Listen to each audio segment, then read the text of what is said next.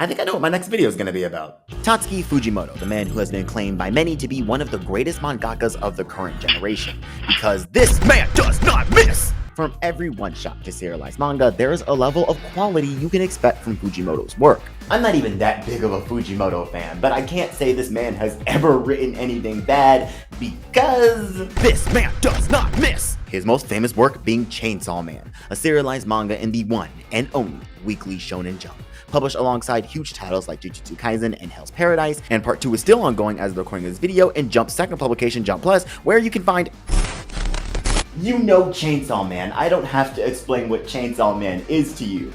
But did you know Chainsaw Man had an older brother? And I'm not talking about the before Chainsaw Man collection of one-shots. No, I'm talking about the fully serialized 83 chapter Jump Plus manga called Fire Punch. Published in 2016 through 2018, this was Fujimoto's first manga child before Chainsaw Man, and don't worry, if you haven't read it, I won't be spoiling either series. But you have to remember, this man does not miss! Alright, that's the last time, I promise. Which gets me thinking, which series is better? Chainsaw Man or its older brother, Fire Punch? Now, you may be like RJ.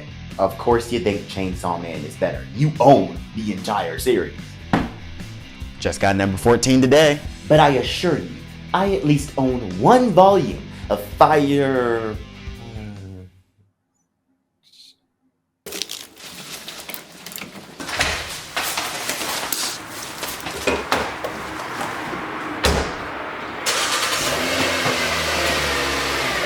Excuse me, sorry, excuse me, sorry, excuse me, sorry, excuse me, sorry, excuse me. Whew. That was close.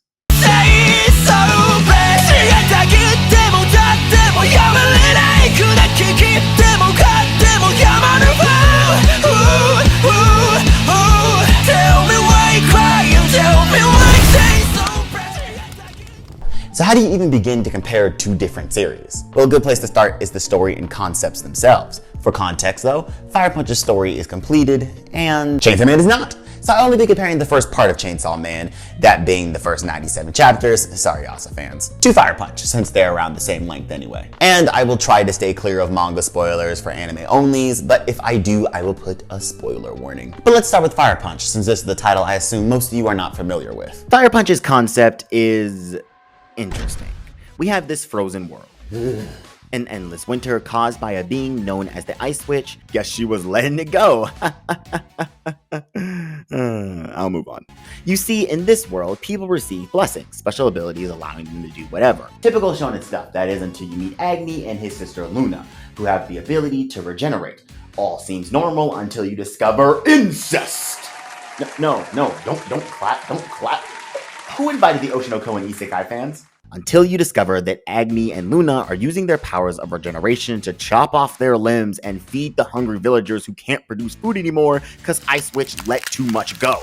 The village is discovered by Doma, a man with the blessing of Amaterasu, I mean, flames that don't go out until the target is burned. Doma, disgusted by the village, sends his flames to burn it down. Luna's regeneration is weaker than Agni's, so she burns away, leaving her older brother to burn for years, until Agni finds the will to live, grows accustomed to the flames constantly burning his body, and vows to find Doma and kill him. So yeah, you don't see that in most manga.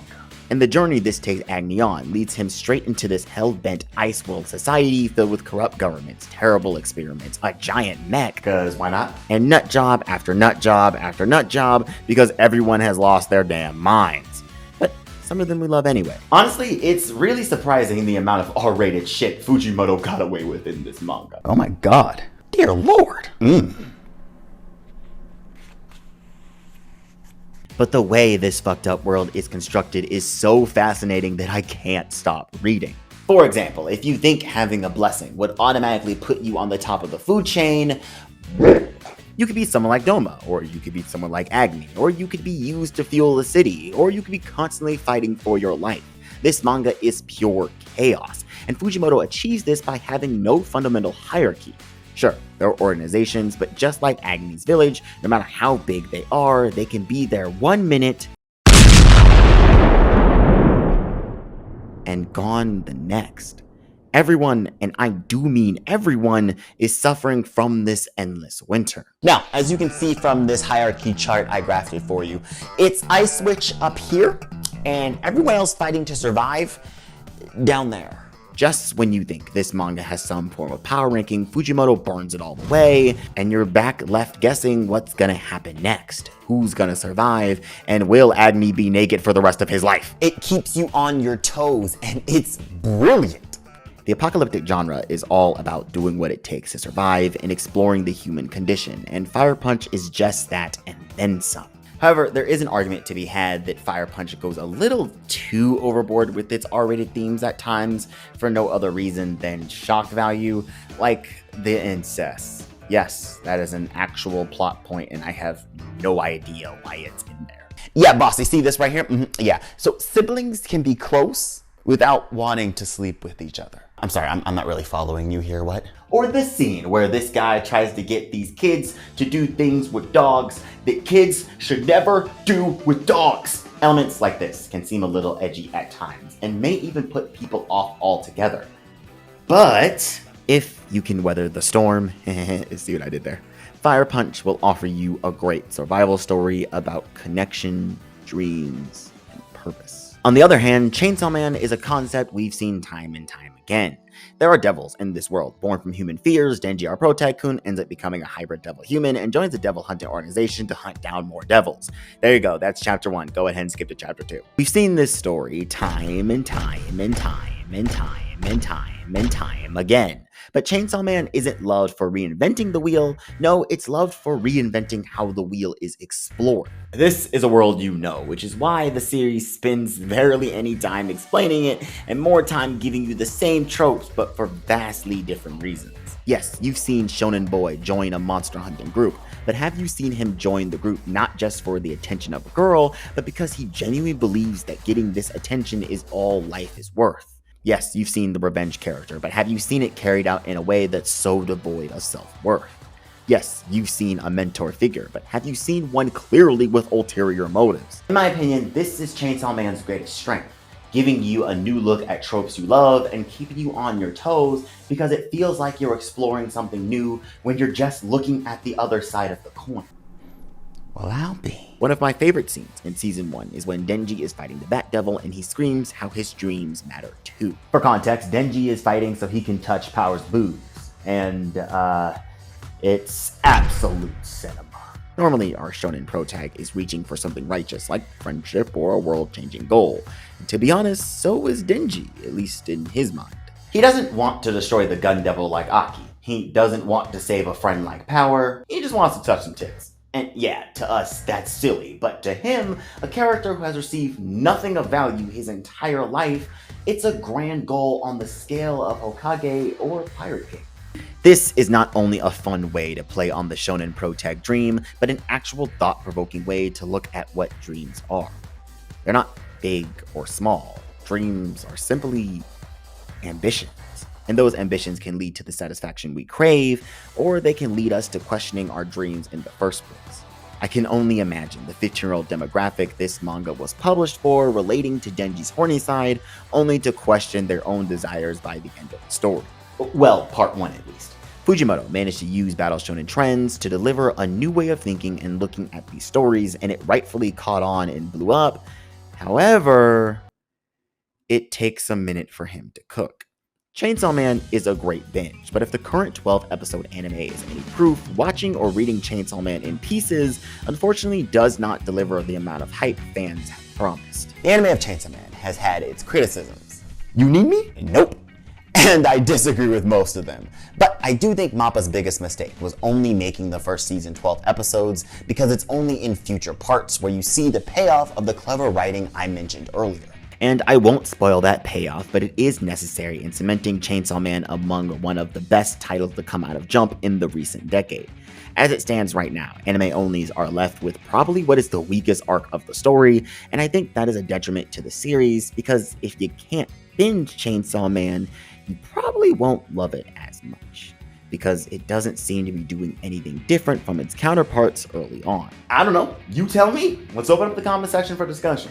This was a hard category to judge because I think both of these series bring great stories to the table, but I'm gonna have to give it to Fire Punch for having such a great concept that grips you from start to finish versus Chainsaw Man's let it cook approach. Alright, fine. You can take this one. But let's get into the final category of the video.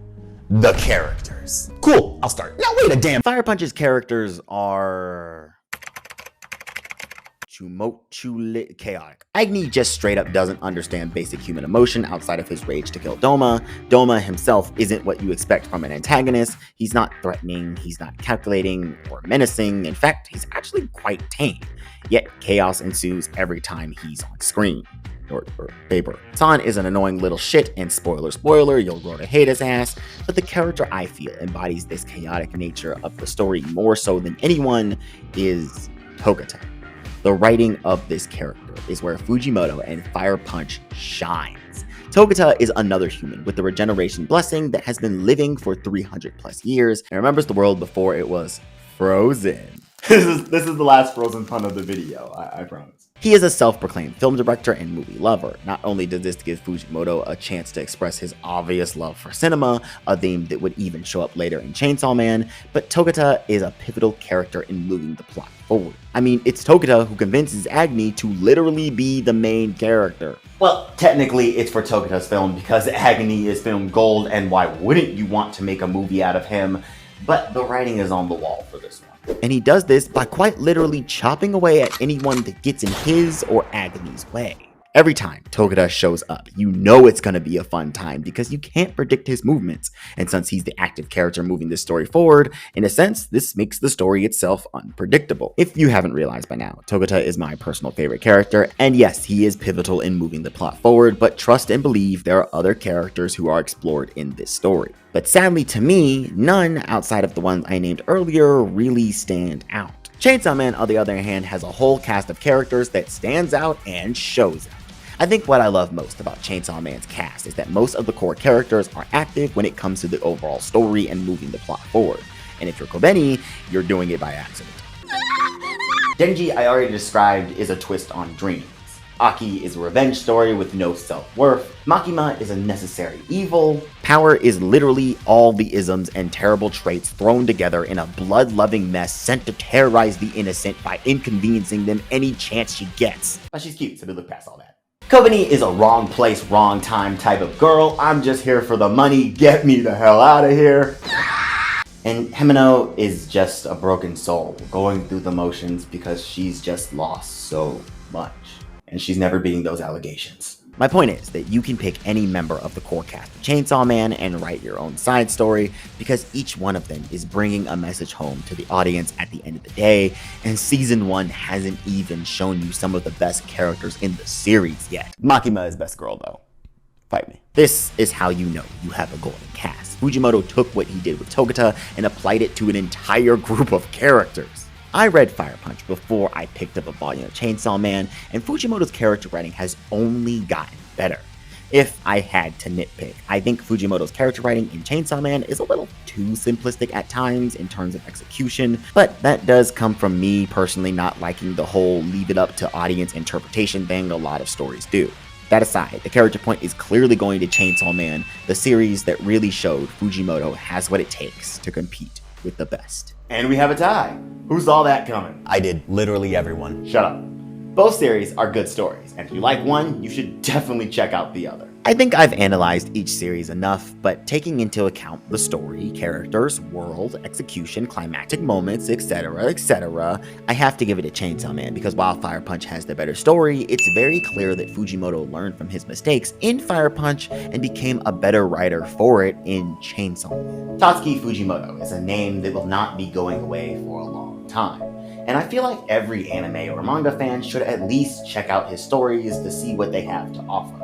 Because it seems like there's a little something for everyone. For the dreamers, for the gritty fans, for the fan service lovers, for the romantics, and of course, the action lovers. So if you haven't watched or picked up a single volume of his work, start with Look Back.